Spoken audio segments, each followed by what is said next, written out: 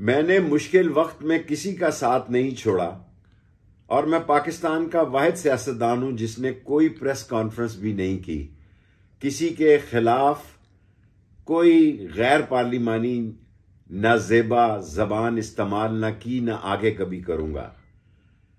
लेकिन मैं आज अपने रावलपिंडी के लोगों को कहना चाहता हूं कि मैंने ये जो 60 तालीमी इदारे बनाए और ये 4 यूनिवर्सिटियां बनाई, अब वो वक्त आ गया कि हम ये नाला लई बनाएं और ढोक दलाल कॉलेज को मुकम्मल करें और माँ बच्चा हॉस्पिटल को मुकम्मल करें। इसके लिए ज़रूरी है कि आप 8 फरवरी को 56 और 57 में कलम दवात पर मोहर लगाएं।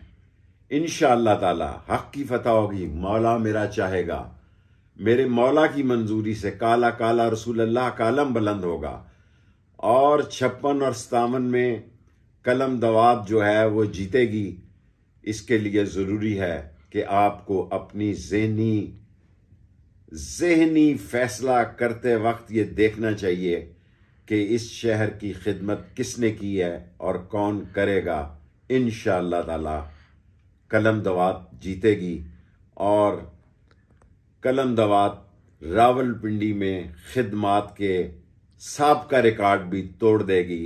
पाकिस्तान जिंदाबाद, इस्लाम जिंदाबाद, कलम दवात जिंदाबाद।